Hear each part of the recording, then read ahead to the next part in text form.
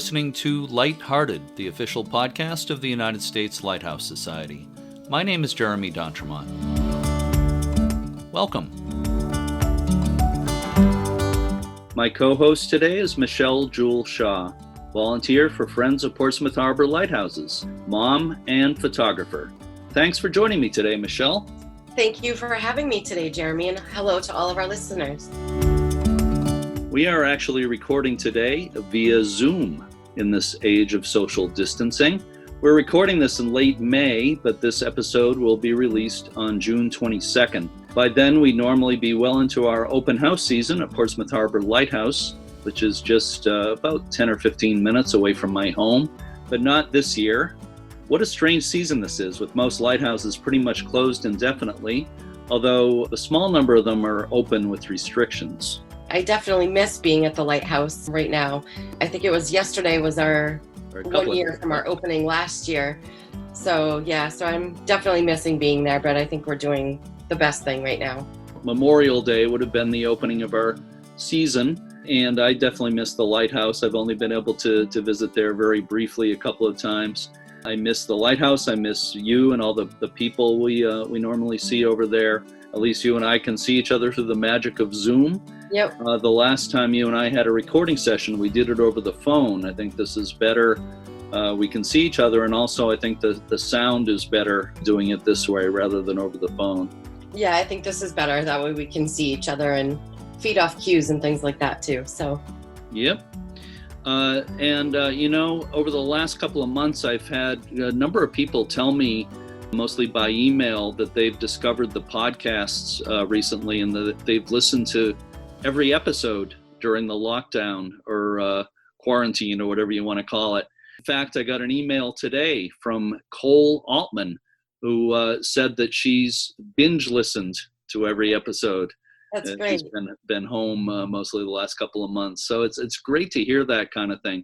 A number of people have told me that the entertainment and information contained in the podcasts has helped them, but that it's made them more anxious to go out and visit the lighthouses when things get more or less back to normal. It sounds like we're doing our jobs then if they feel that way. Well, today we're traveling, at least in our minds, to a really interesting lighthouse that's just a couple of hours up the coast from here. Seguin Lighthouse in Maine. We'll be listening to a conversation I had with Cyndy Carney, who's the executive director of the Friends of Seguin Island Light Station. Michelle, please help me tell our listeners about Seguin Lighthouse.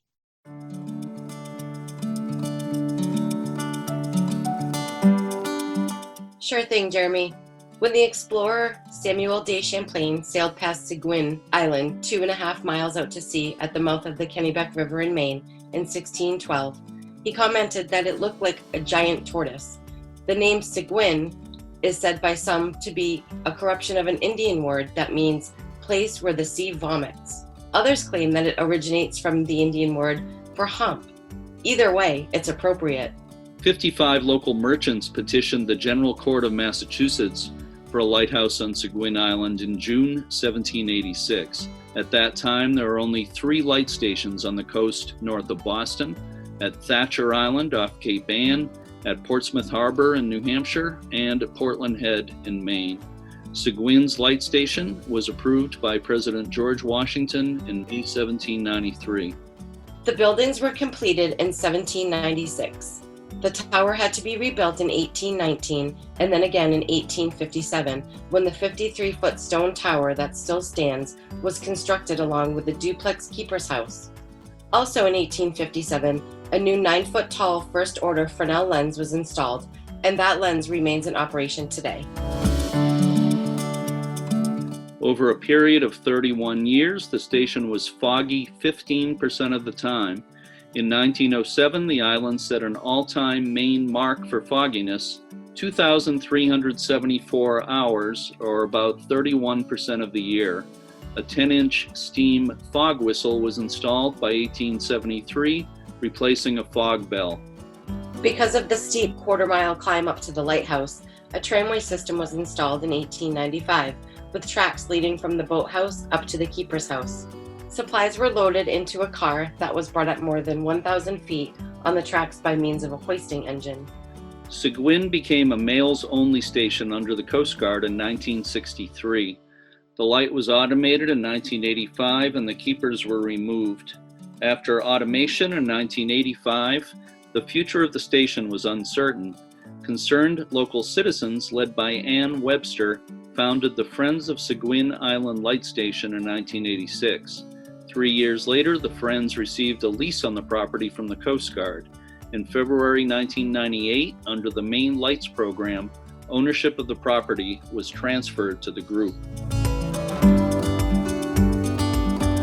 Grants and donations paid for the restoration of the Keeper's House. Since 1990, caretakers have lived at Seguin in the summer.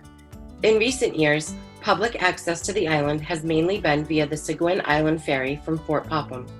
There are hiking trails on the island, and there's a museum and gift shop in the Keeper's House.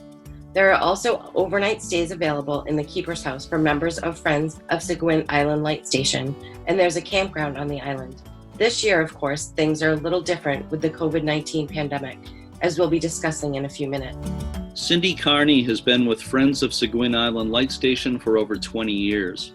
She has served in many capacities and now serves in the role of Executive Director. She's also the former Executive Director of the Mid-Coast Hunger Prevention Program based in Brunswick, Maine. I spoke with Cyndy in early May. Let's listen to that conversation now. I am speaking with Cyndy Carney, who is the Executive Director of the Friends of Seguin Island Light Station. Cyndy, thanks so much for joining me today. I really appreciate it. It's my pleasure. Thank you for having me. You're welcome. And I should mention that we're speaking on May Day, on May 1st, 2020, and it's a gloomy May Day here in Portsmouth, New Hampshire, where I am, and I guess up in Phippsburg, Maine, where you are as well. But I should wish you a happy May Day, Cyndy.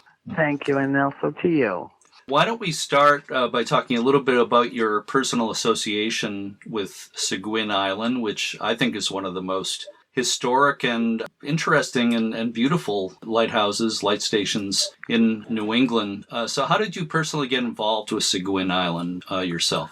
Well, my next door neighbor was involved as a volunteer, so he asked if I wanted to volunteer. And the first time I went out there, that was the hook. That's all it takes. And that was more than 20 years ago, is that right? Yes. Was 25 years ago now. My daughter just turned 30, and it was when she was 5 years old. So she also has been going out all this time. And she's planning on getting married out there next summer. Wow, that's exciting. Yeah. Seguin is steeped in our personal history now. You know, I think that's about when I first went out there. Well, it's a little longer than the first time I went out there. I would say, I think it was about 97 or 98 the first time I went out, back in the Ann Webster Wallace, who started the organization. Days, right. And that's when we got our deed. Yeah, I went out 1998. I went out with her a couple of times, and her husband, Troy. Yes. Right? Yeah. So that's when I actually, the first couple of times I tried to go out, it was, I think, from the Maine Maritime Museum, and we were not able to land, I believe, the first two times I tried to go out because the seas were too rough, which I know is not an uncommon occurrence around there. Definitely not. It's very, we were supposed to go out this past week, and that didn't happen. So we're pulling for next Wednesday, but we never know. And we're trying to open with the solar people, get them out there and get the solar system up and running. Okay. And we're just being delayed week by week by the weather. Yeah.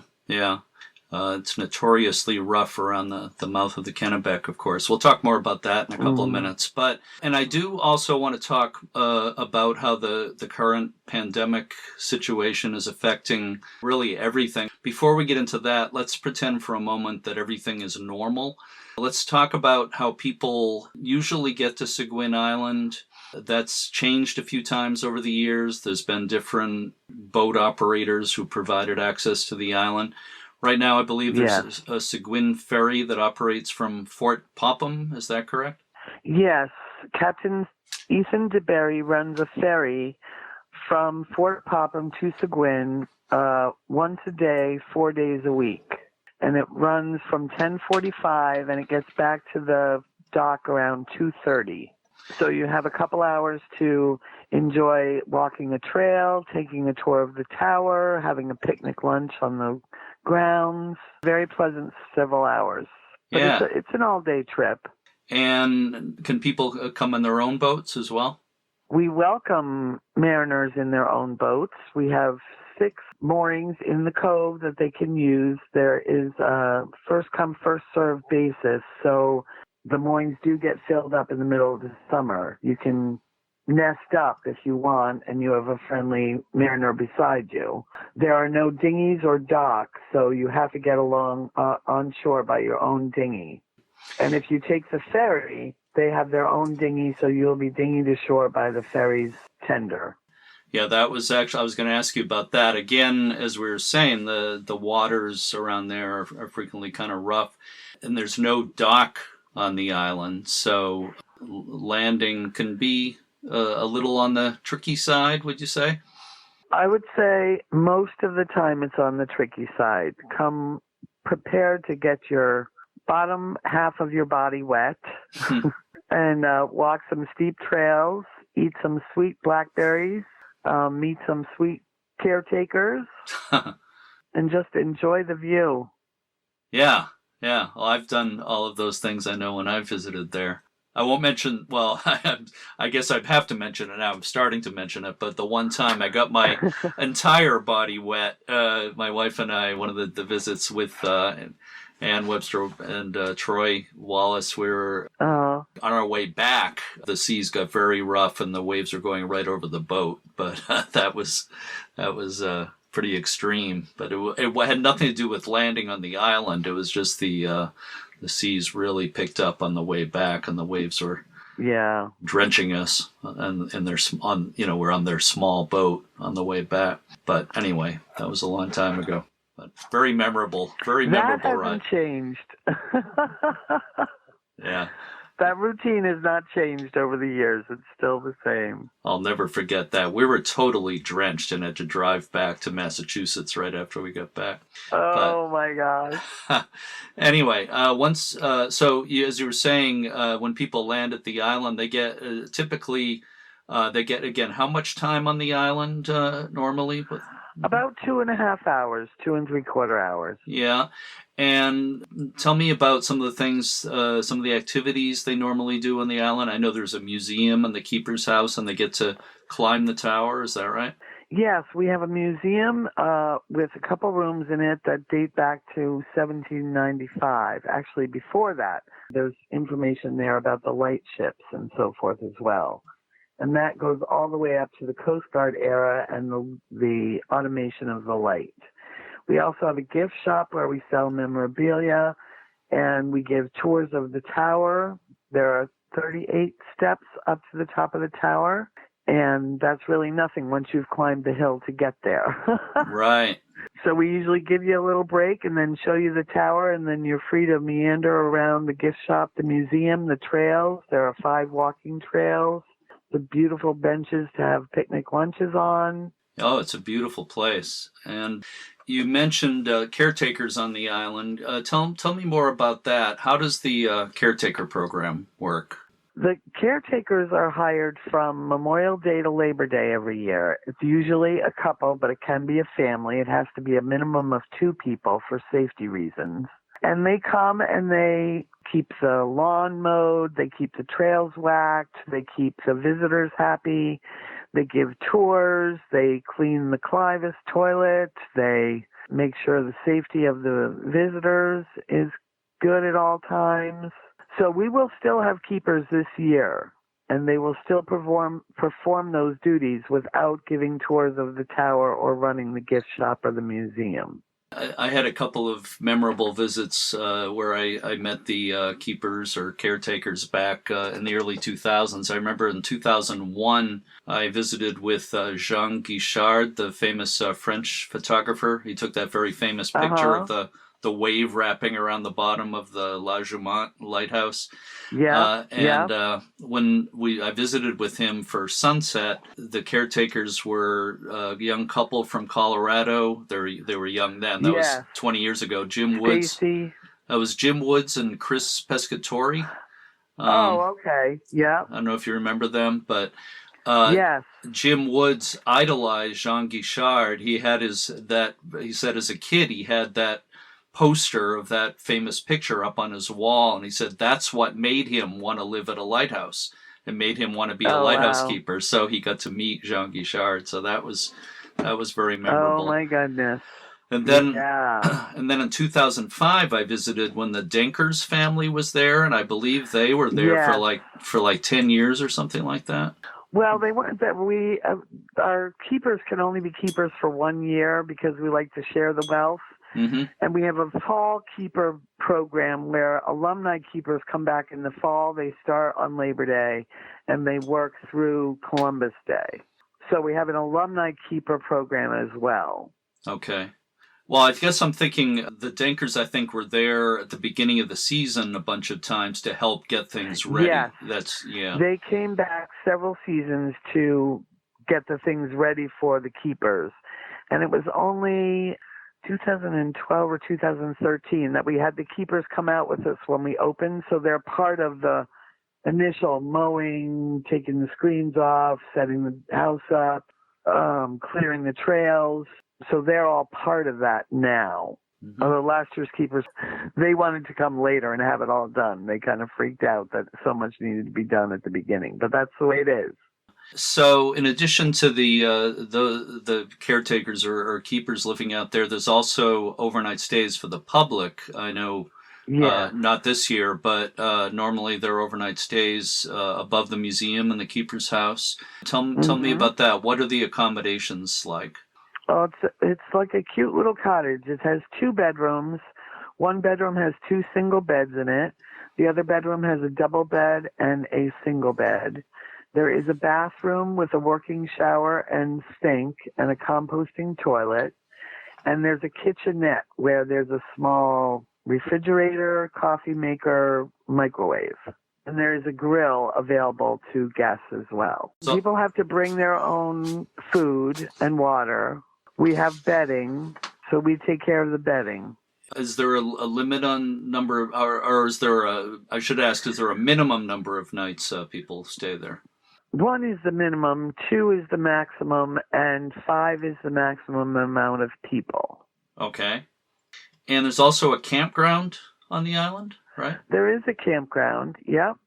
It holds quite a few people, but we only allow 1, tops 2 groups at a time. So let's shift gears here a little bit. And one of the things that Seguin is, I think, widely known for, it's known for a bunch of things. For one thing, it's the highest light above the water in Maine, and it's one of the oldest light stations in New England. And it's got one of the most famous ghost stories of any lighthouse. Any lighthouse in the country, that ghost story has been told and written about so many times. Maybe we can, before we're done, maybe we can talk a little bit about that. But I was going to ask you right now about the lens. It is very well known for its first order Fresnel lens. It's the only first order lens in northern New England. It's one of only 2 operational first-order Fresnel lenses in New England. Is that something that a lot of visitors are interested in? Would you say that's a big attraction for people? We do get light seekers they're just enthralled with lighthouses, and they come with their lighthouse passports. Yeah.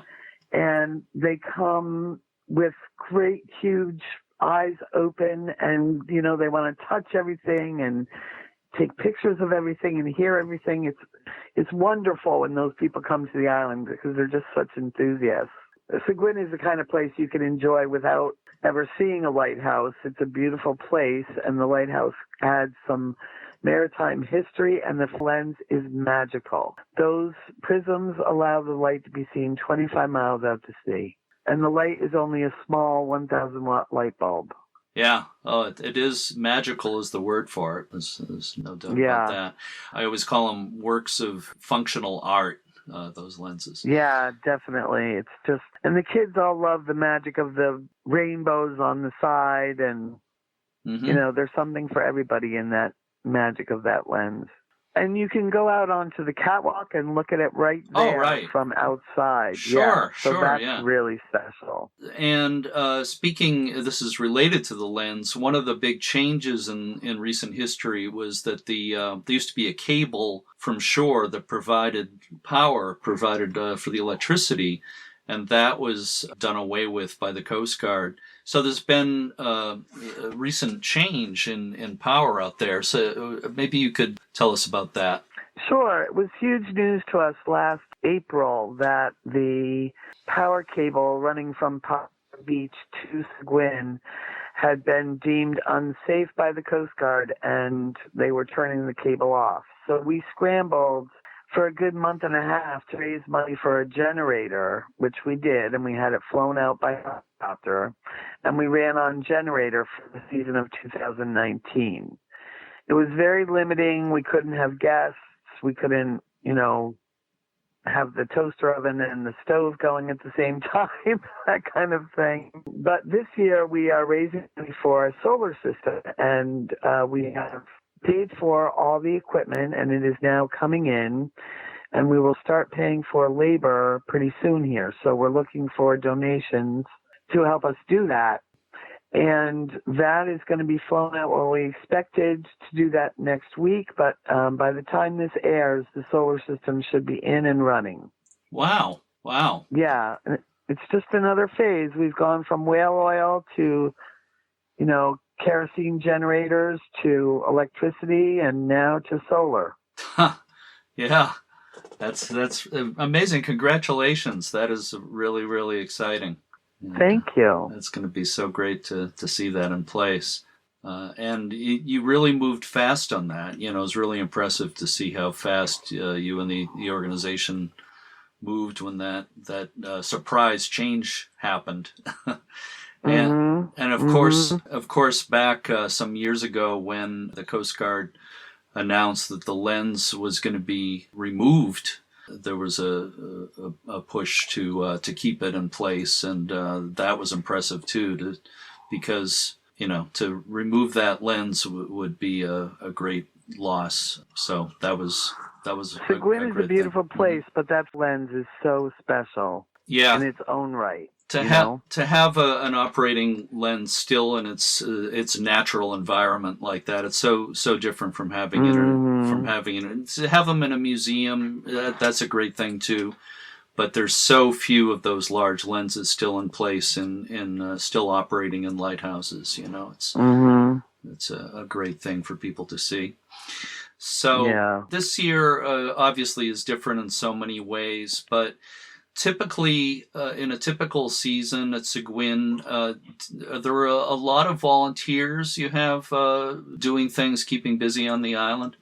We have a core group of who we call Wednesday warriors. The keepers traditionally come off on Wednesdays and get their laundry done and their provisions and so forth. And so when that happens, a volunteer group goes out and acts as docents while the keepers are gone, and also works on things like the tram, painting, roof, you name it. We're doing it out there while the keepers are gone on Wednesdays.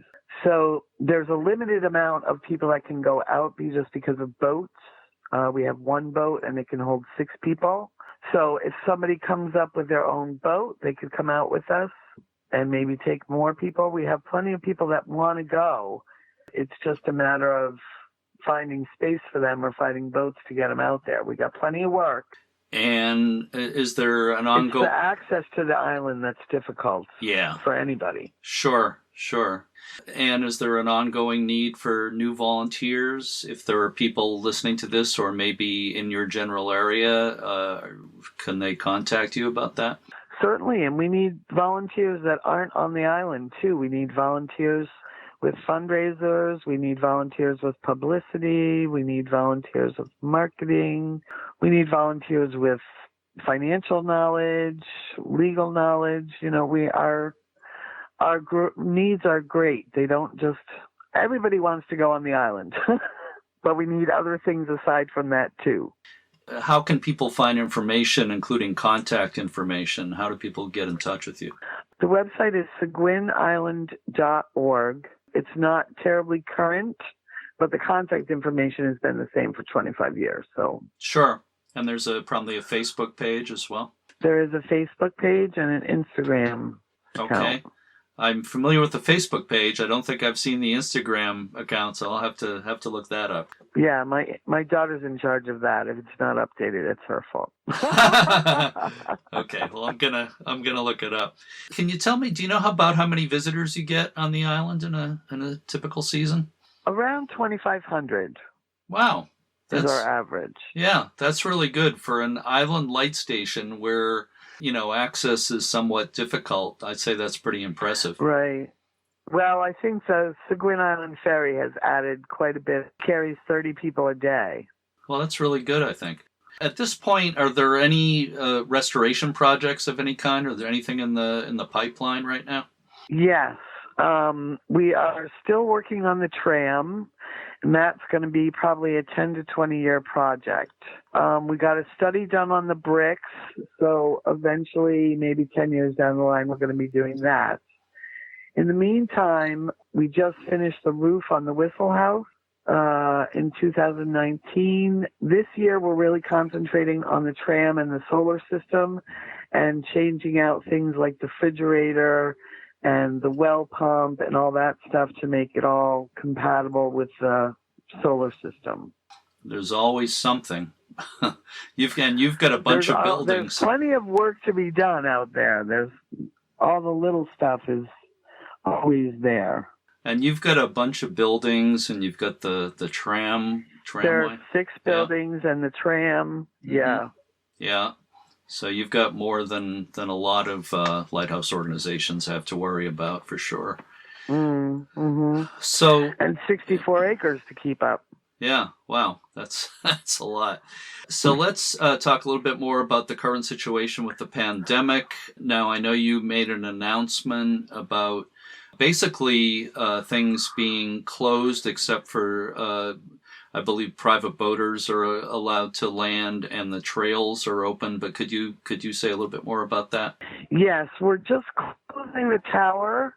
We can't safely distance ourselves in the museum or the gift shop or the tower. So we have to close those 3 things. The Clivis toilet at the bottom of the hill will still be open. We'll be cleaning that on a daily basis. And the trails will still be open. I know I've been trying to track what's going on with lighthouses all over the country. Of course, a lot of lighthouses in New England, the season tends to start around Memorial Day. I think some are still at this point. We're talking again on May 1st, and a lot seem to be in kind of a holding pattern. Some have canceled for the season. Some are say they're planning to open maybe July or August or something like that. But a lot really seem to be in a holding pattern. Some with overnight stays have canceled the season already. So it's yeah. My reservations opened today, and by 6:00 this morning, I had 2 people wanting to reserve a room. We're navigating, uncharted waters here, all of us. So yes, yeah, it's a strange time, but hopefully we'll be back to normal by next season. That's the best. Oh yes. Yeah, sure hope so. But let me ask you one more question for bonus points. What has been your favorite thing about your association with Seguin Island? Oh, my favorite thing of all was being allowed to be keeper in 2007. Why was that so special? Well, I got to spend 3.5 months on the island with my next door neighbor who had just graduated from college. So I had this young, energetic, totally enthusiastic, happy person to be with for 3.5 months of my life. And to be on Seguin in that situation, you couldn't have asked for a better 3.5 months. That sounds really good. Oh. Yeah, that sounds like a great memory. And, again, I want to say that, my personal association with Seguin Island goes back nearly 25 years, I would say. And it's one of my favorite light stations, both for its history and for its beauty. And I want to thank you and the organization for keeping me on your mailing list. I get your newsletter in the mail all the time, and not that many not that many lighthouse organizations still send out newsletters by mail. So I appreciate that.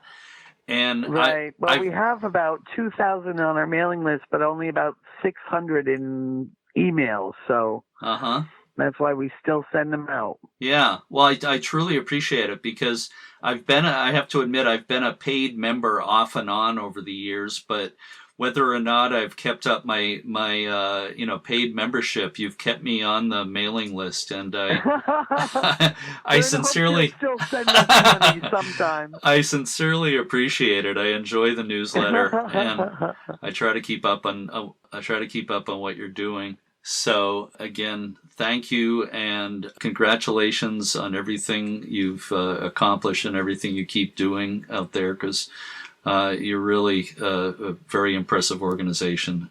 Oh, well, thank you. Thank you for spending this time with me today. And again, happy May Day, and the sun is supposed to come out tomorrow, so enjoy that. It's supposed to be 65 and sunny tomorrow, so looking forward to that. Yeah, get outside and enjoy it. Just maintain that social distance from other people, and put on your mask if you go into any stores or anything. You know the drill. But, I know the drill. Yeah. So thank you so much, Cyndy Carney. I really appreciate it. Jeremy. All right. Best of luck to you. Stay healthy.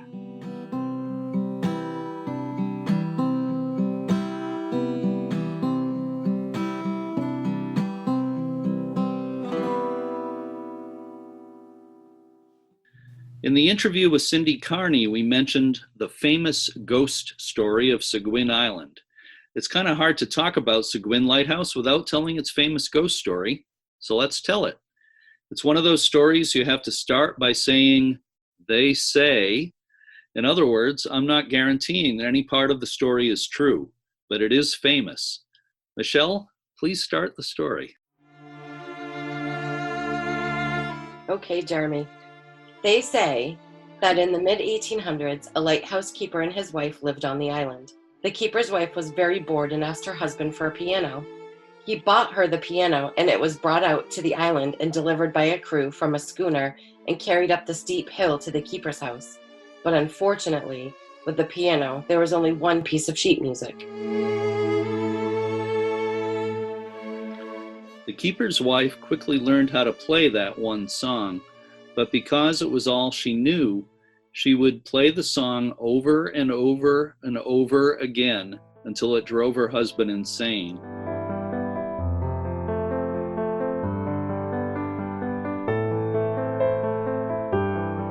He grabbed an axe they had for chopping firewood, destroyed the piano, and murdered his wife.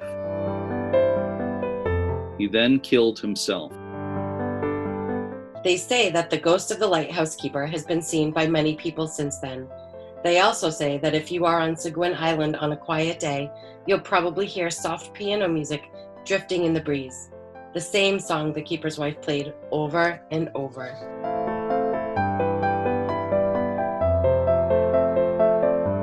There's no record of a murder or suicide on Seguin Island. There's no evidence that any of that really happened. But there have been many people who claim they've experienced strange things. A woman I know told me she was on the island for the first time years ago. She had never heard the story about the piano, and she knew nothing about any ghost story. She was walking around by herself, and she heard soft, pretty piano music. She went to the caretaker, and she asked who was playing the piano. He said there was no piano, and nobody was playing music, so she must have heard the ghost. So who knows?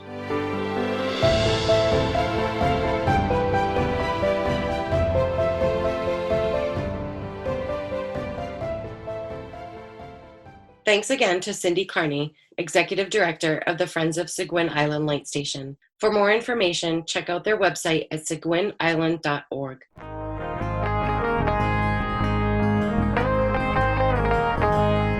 Again, the Seguin Island ferry isn't running this year, and the Keeper's House and Lighthouse Tower are closed to visitors. But the trails on the island are open to visitors arriving in their own boat. I'm gonna let it shine, this little light of mine. I'm gonna let it shine. Thanks, as always, to all the members, staff, and volunteers of the U.S. Lighthouse Society at the Point No Point Lighthouse in Hansville, Washington, and everywhere. And thanks to everyone who works for the preservation of lighthouses and their history. A shout out to everyone in the Friends of New England Lighthouses Facebook group and all the other Facebook groups where people talk about lighthouses and post their photos and news. Social media is a great way for people to share their passion and love for lighthouses. You know, I was thinking about Seguin Island, and I was looking for quotes about islands. The writer J. Authorin once wrote, quote, "Even islands are connected by water. Nature knows that without connection, there is no love, and without love, there is no survival," unquote. As always, thanks for listening, and keep a good light. Let it shine, let it shine.